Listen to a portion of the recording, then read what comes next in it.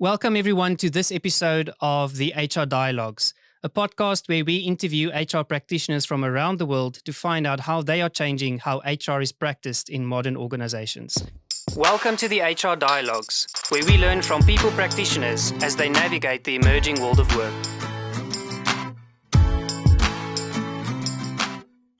Today, I'm joined by Nasser Odijan, the CEO of Intro, and he's going to be talking to us about talent acquisition and employee referrals.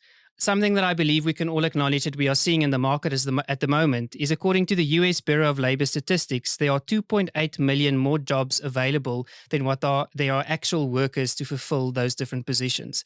I think we're starting to see big shifts in the talent acquisition space, especially with regards to the attraction of talent, and also looking at how do I get passive candidates interested in the opportunities that I do have at my own organization. Nasser, welcome. We're really looking forward to learn from you during the course of this episode. If you can give us a quick intro, who are you and what is the work that you do at Intro? Thanks, Dieter. I am Nasser, a co-founder and CEO of Intro. My background is law. I read law, born and raised in London, and then I began working within HR consultancy for around a decade.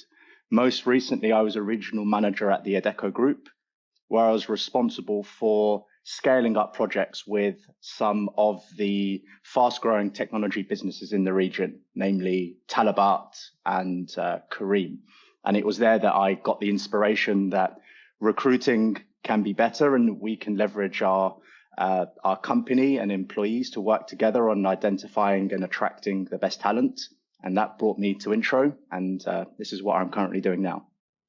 Perfect. Nasser, so talk to us about Intro in terms of, you've already mentioned, it's a different spin on thinking about recruitment and talent acquisition, but where did the idea come from and what was one of the main business problems that you were aiming to solve? The idea came from when I was working at the Adecco Group and we were on site at a customer. The customer was hiring a great deal, and on one day, the genesis was really when a new starter joined and they embraced one of our existing employees. They were good friends, and I had the spark of why wasn't this person referred? So our overall mission here is to help modern enterprises build great teams from employee referrals. It's really about trying to make the approach to talent company-wide and on the mind of every employee. Recruiting shouldn't just be for the recruiting or talent acquisition team. Left on their own, it's an incredibly difficult challenge. I love that thought as well, because I think a trend that we are starting to see, especially around employee-generated content, is trusted a lot more by external candidates as opposed to a lot of the formal employer branding that we put out.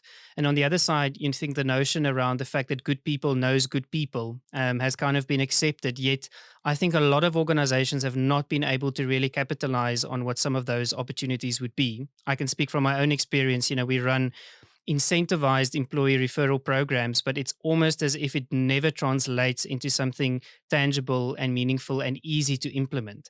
What are you doing differently?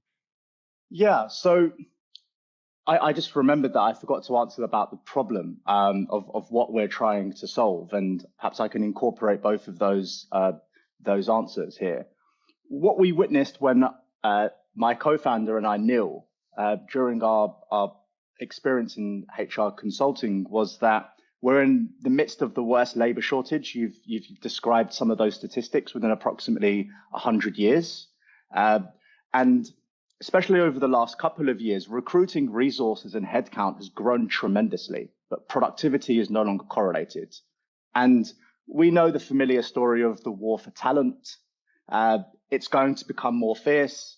A recent report, and the data is there to back it up. Approximately by 2030, the global talent shortage will increase to around 85 million people, resulting in around $8.5 trillion in unrealized revenues annually. And the problem is fundamentally information asymmetry. There's a tension between the pain caused by the talent shortage and the expense of interviewing and hiring the wrong people. And put simply, it's that companies don't know which candidates are strong, and candidates don't know which companies are a good fit for them. And the resulting status quo, where we are today, is that companies will largely ignore applicants and recruiters are spamming the market.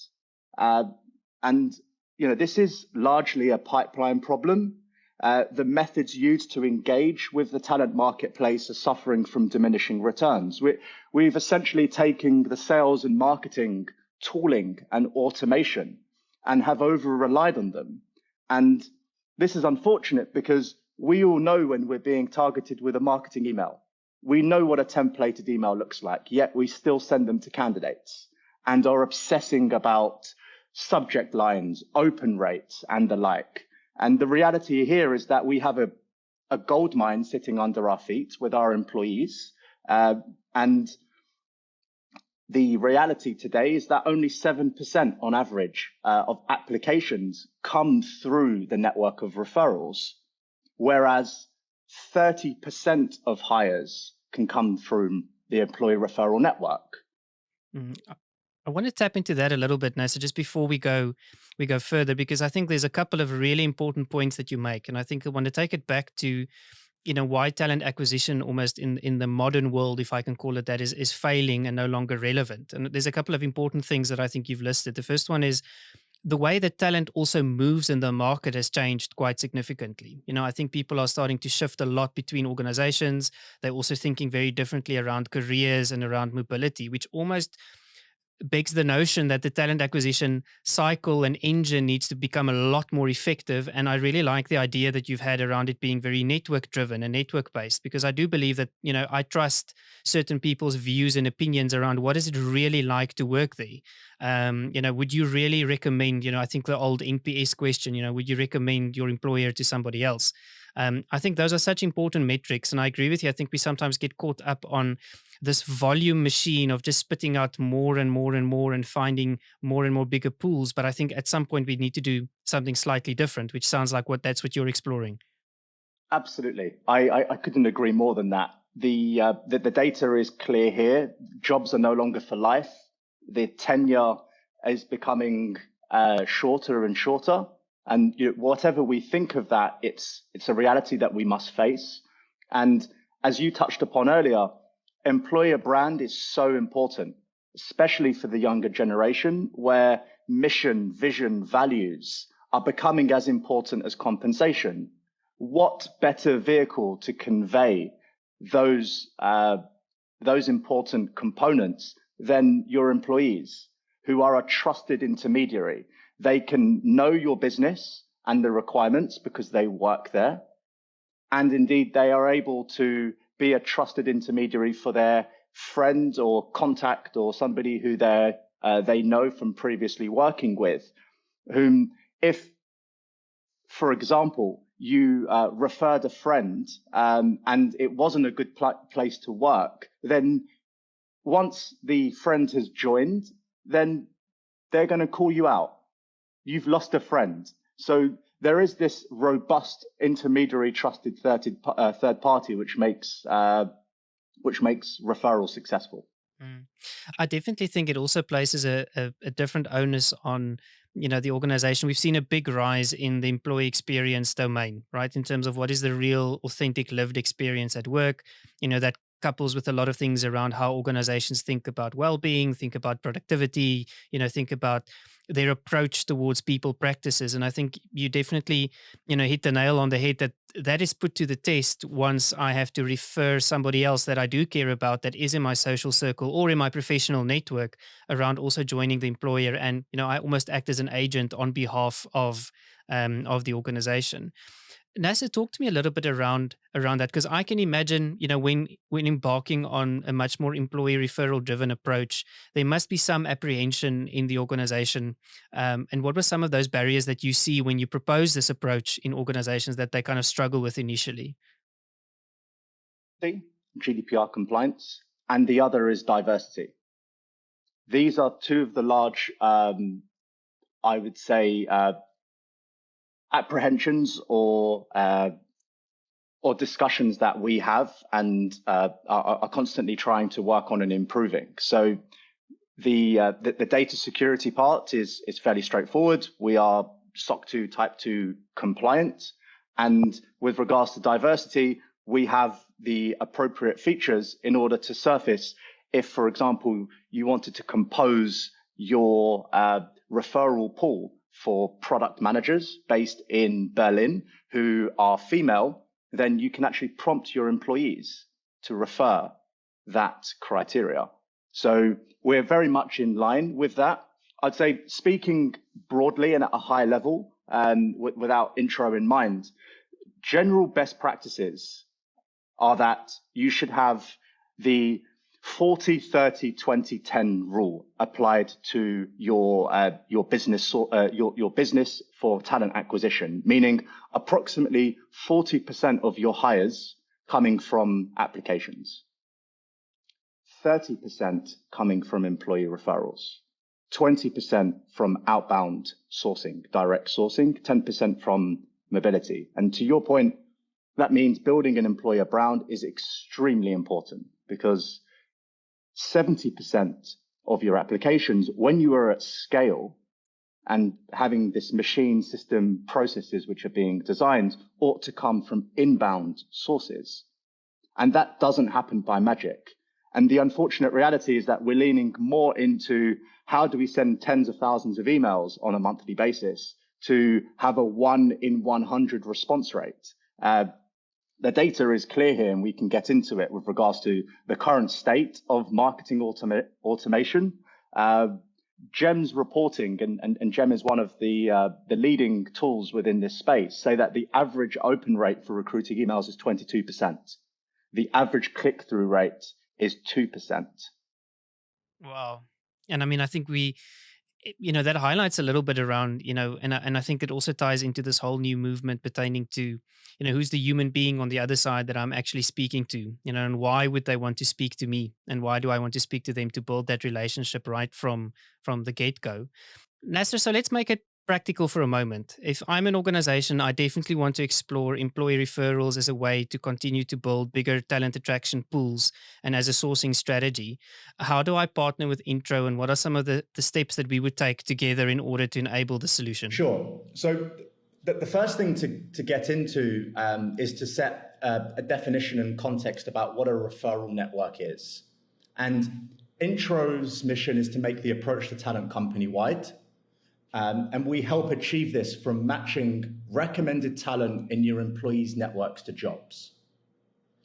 The referral network are your employees' professional connections. These are past co-workers, business contacts, vendors, investors, advisors. They are perhaps friends, schoolmates. And we would collate and curate this network for every employee to see people who they're most likely to know. And therefore, we can prompt them to star contacts in their network, who they recommend, who they would love to work with. And then they can ship this to the recruiting team. This expands the talent pool approximately 10 times. And what we really do here is enable your recruiting team to tap into this network. If your company, for example, has 1,000 employees, that means the median number of connections per employee is 1,000. Engineers have less, salespeople have more. That means you have 1 million people in your first-degree network. Intro enables your company and each employee to refer the top 5% of them on a yearly basis, meaning 50 to 100,000 people. They can refer directly to jobs matched in your ATS, which are called inbound referrals. And secondly, your recruiting team can have access to essentially a referral CRM. It's a high-quality talent pool that have been recommended by your employees, and you can request introductions directly to your employees, assessing the nature and depth of relationship between that contact who's been recommended and the employee who's recommended them. You can leave notes, so can the employee, and ultimately you can send an introduction request. whereby the employee is automatically connecting you with a click of a button to that connection, to that contact who they recommend. Additionally, the recruiting team can compose the referrals that they want, meaning if you're not happy with the representation of female product managers that you have in this referral pool, you can send a message by creating a project to your entire company. And those that have matches for that criteria will be notified. Employee, you are connected to 5 or 6 product managers that match this criteria. Do you know any of them? Would you recommend them? And therefore, this will bring back these candidates to the recruiter who can then get introduced to them and make high quality hires. So it enables your business to be proactive with referrals, which works remarkably better. I think the challenge we've always faced, right, is around passive candidate pools, because I think on the one side, exactly to your point that you've made, employee referrals is something that's been on the fringes for a very long period of time. And usually, putting myself in the shoes of the recruiter, it's about running around and saying, Dieter, please introduce me to person A, B, or C, or I see you've got that connection. Do you really know them, or do you just kind of know them because I need to speak to them as part of that? So I think there's something that I definitely hear from your side around, making those connections visible.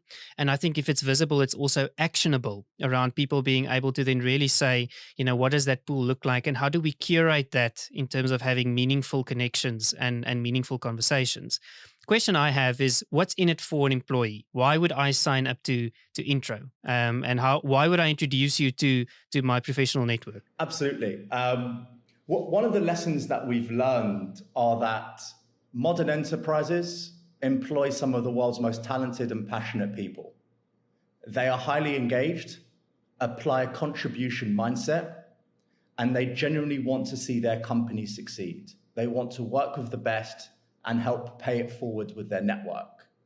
So Intro thrives in these environments because we're riding on these motivational coattails. We're leveraging existing behavior and incentive structures while making the process easy and fun. So although employee referrals are already being done within these organizations, it can be done so much better. And usually around 20% of the participants in an organization are responsible for more than 80% of the referrals. It's a small group of highly engaged employees. And what we're doing is flipping that on its head, essentially turning over the Pareto principle. And fundamentally, it comes down to the motivations of employees. They want to help their friends. They want to help their department and company. They want to be seen as valuable. And thirdly, they also want to make money via the incentives of a successful hire. But notice how making money is actually the least. And during the studies and user experience interviews that we've had, it's the least mentioned. Helping friends, helping company, department are actually factoring so much more significant in this area.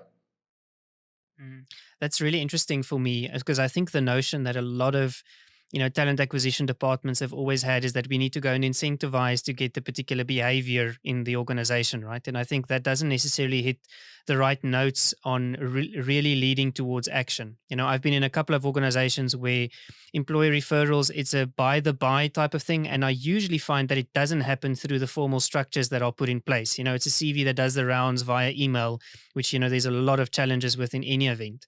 So I'm really interested to understand in some of the success stories that you've had, working with clients. What are some of these things that's come to the fore that was perhaps unexpected that turned into something really great, as people have embraced this approach? Yeah, so we work with modern enterprises like Typeform, Fair, HelloFresh, Superhuman. What we've seen are a 3x increase in employee referral hiring, a 40% reduction in cost per hire. And I would say the surprising thing, because we wasn't actually trying to measure it, and this is informed by our customers, are that there's been 35% better conversions, which is really important, especially for the efficiency of talent acquisition businesses. It means that the pipeline are just so much more likely to be hired, and that saves one of our customers, one of the CTOs said to us that instead of interviewing 10 to 12 people and therefore dedicating the necessary amount of hours throughout that process, they're actually interviewing close to 2 to 3 people to actually make that hire. And something that we're most proud of is the referrals per employee. Previously, it was less than 1. It's 0.18. And now we're on averaging around 2.4 after 6 months of usage. And the data that we have so far, looking at the candidates per hire by origin, usually applications require 152 applicants to make one hire. Sourced candidates are between 72 and 100. Agency candidates are between 15 and 22. Intros between 10 and 16. So, I mean, that's amazing because I hear a very strong focus here on, it's almost like getting vetted quality, candidates that people already believe, firstly has the skill set, secondly will fit into the culture. They almost come with a referral letter from somebody that you already trust as part of your own workforce. And I think the challenge that a lot of talent acquisition departments have had is this quality versus quantity, type of metric, and also putting in place, the right type of measures along that particular funnel, so that, to your point, when we do get to the interview stage, that there's been enough hurdles to really get to the point where I have a meaningful conversation with candidates that I believe can all do the job, right, as part of that.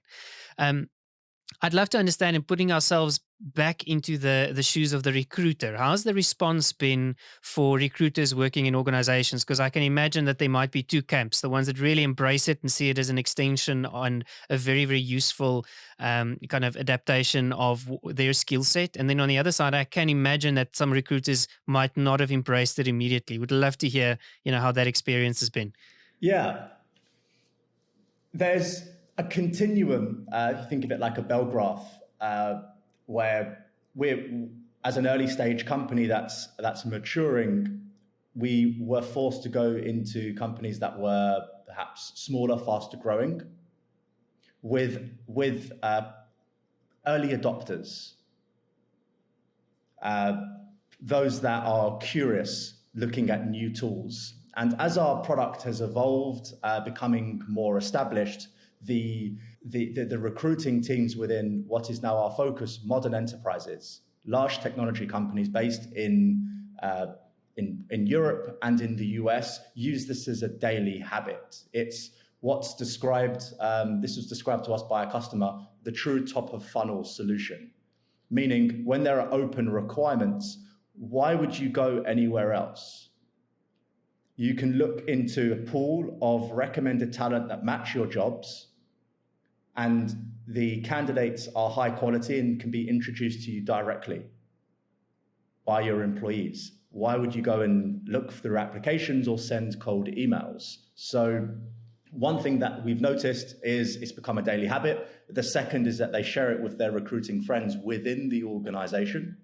So we're seeing kind of like a viral coefficient of recruiters that are using it once we've onboarded and deployed. The businesses that are using this now are largely over 1,000 headcount, whereas previously we were much smaller. Do you think this works? Is it a general solution, or do you think it works better in some, like you've mentioned, specific either companies or skill sets, or you talk about modern organizations? Do you believe that there's some application of this, a lot broader than, let's call it, in some of the more traditional players in the market as well? This can work theoretically in any business, hospitals, universities, schools. We largely target companies, and this has been a recurring theme throughout our discussion, and something that I know that you feel passionate about is good companies, fundamentally good places to work. And the reason why is because if it's not, then it doesn't matter how good our software is. So we do focus on companies that have the high employee net promoter score, precisely because they will see this tool as something that is not just a revolution, but a relevation. It's your network matched against jobs of people that you're likely to know. It's easy, it's fun. Employee engagement is not the issue. Recruiter training is. These are the priorities and challenges that we are currently focused on. And in the future, we can focus on the more traditional businesses if they're interested in implementing the proper systems prior to intro. The issue that we have when speaking to perhaps more incumbent businesses that we would not describe as modern enterprises is largely the tools and systems that they're currently using, in addition to some of the employee engagement issues. Sure. Yeah, I think something that we've spoken about on this podcast a lot, and as the Academy, there's a whole bunch of conversations that focuses on, what is the real employee experience that you provide? Because I definitely take the point from you. If you've got a great employee experience and an employee story, I think this really complements this almost as the next stage to say, how great it is to work here. Why don't you bring others? I can imagine that it would highlight certain discrepancies that we do have almost in that, can I call them disengaged or actively disengaged grouping of people that typically would probably just not participate or feel comfortable, to bring anybody else into that type of organization. Nasser, I'd love to understand, from your view, let's talk about, and, aside just from intro only, but let's talk about an HR practitioner wanting to shift and move a lot more towards exploring, employee referrals as a mechanism. What would be some of the tips that you could give to them to say, these are some of the things to look out for when you do want to go down this route? And what are some of the things that you definitely need to do? Yeah, absolutely.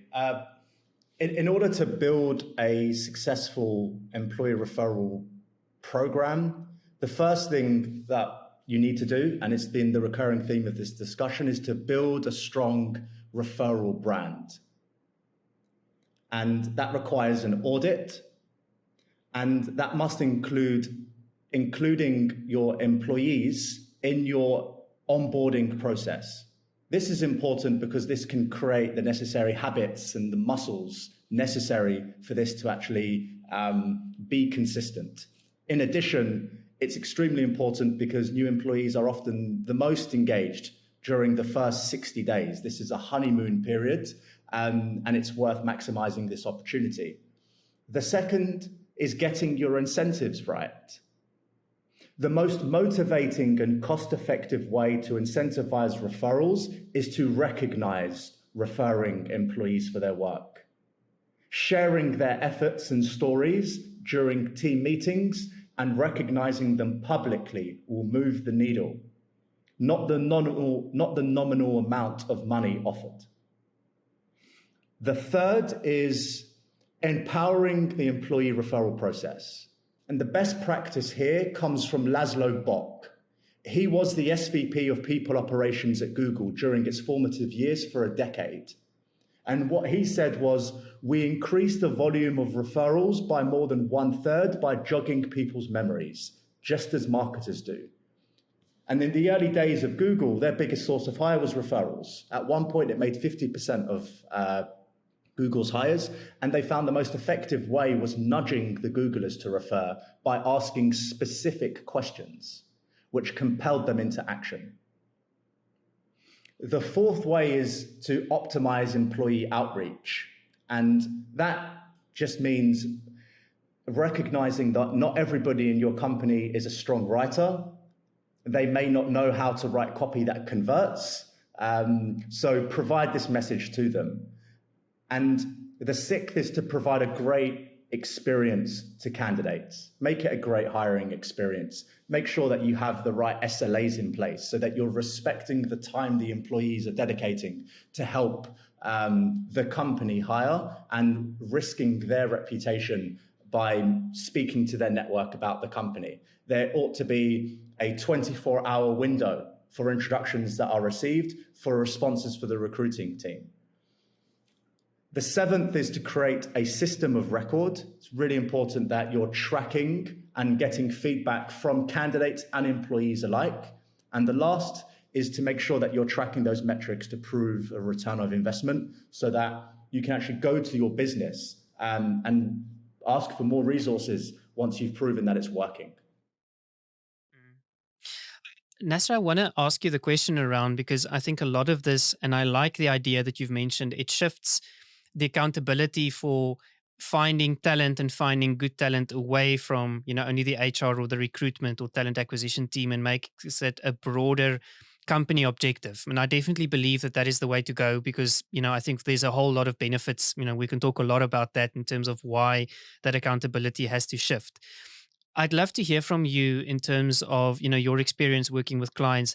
How has that new responsibility been received by line? Because I know very often there's this conversation between HR and line around, what is HR's role versus what is the line manager's role. And I can imagine that there is a bit of a transition here that has to happen around not just hiring managers, but employees in general understanding that they need to contribute towards, building sustainable talent pools. I would say the most effective teams already know this.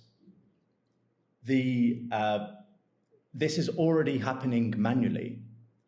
Recruiters, more often than not, during intake meetings, will already know what the company needs.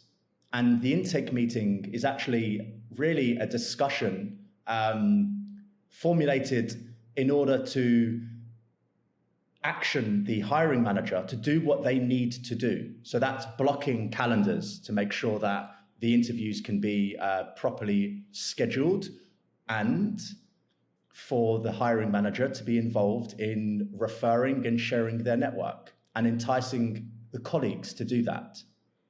Within the most effective businesses, what we've seen is that hiring managers are extremely proactive in facilitating introductions within their network and proactively asking for referrals internally, externally, and amongst their peers, particularly within their own department. And the reason is that once you're hired as perhaps a head of or a VP of sales, one of the main responsibilities is to be great at hiring, and that usually involves bringing in your network. Indeed, if you can't do that, then that's one of the major red flags that the CEO and the executive team will be reviewing within the first couple of months. Is, have they made it to plan, and are they able to actually attract people to the business? So perhaps the short answer is that this is already established within proactive businesses that are going out to market, and it can be made easier with certain techniques and approaches that recruiting can do, such as what I mentioned with regards to Laszlo Bock's approach of nudging employees. I like the idea, and I just want to pause there for a moment around, because something that you said really struck home with me around, you have to nudge employees because they typically just don't remember. I don't remember the great people I have in my network, or, it's 3 companies ago, and that colleague, I know how this works. HR comes to you and says, don't you know somebody for that product manager role? And then I'm like, I'll think a little bit about it, but, probably not necessarily going to convert into action.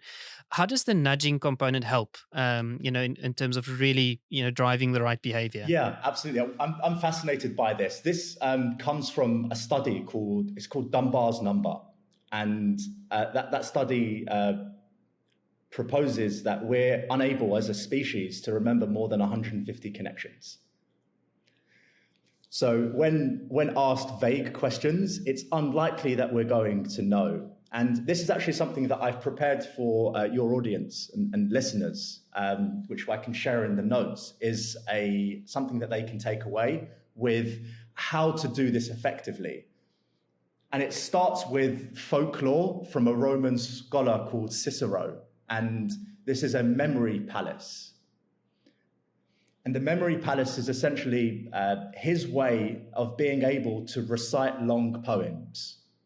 And he made a mental note for each stanza, assigning it to a feature in his home. And then during a recital, he would mentally walk through the rooms of his home, being able to recall each verse.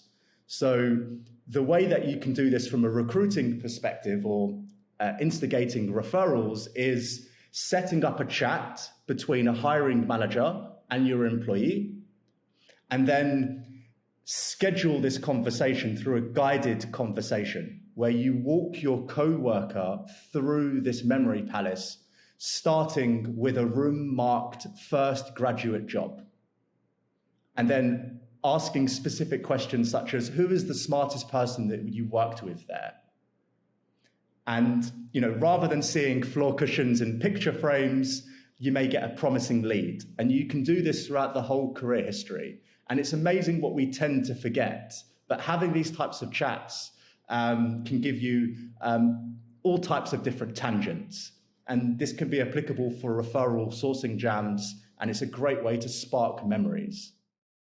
I really love that, because I think there is definitely, to your point, I think we often neglect the fact that employees have had a life before they've joined us, right, as an organization as well. And I think to have a structured way of trying to trigger some of those memories aligned to what the current need and the current reality is, I think can be something really, really powerful.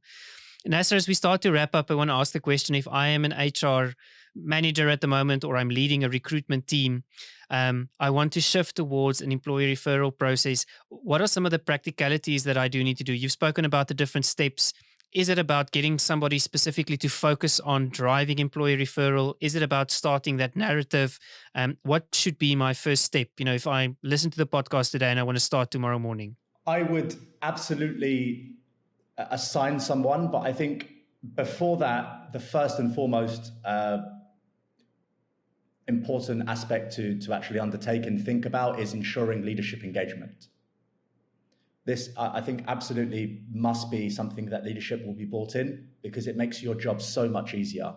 And this really speaks to the overall philosophy here, is that referrals are a team effort. Hiring is a team effort. Pulling together our collective wisdom is the essence of the employee referral, whereas we're essentially in talent acquisition being told to perform a sales or marketing role without the resources, without the network and company support. So ensuring that leadership are brought in first and foremost, and that they can understand the potential ROI, and therefore lead by example. They should start with sharing their network, participating in these sessions, making sure that some of the most senior roles are at least being considered, with a portion of the sources coming from employee referrals. And then this would inevitably cascade down, but it's a prerequisite to make sure that leadership is brought in.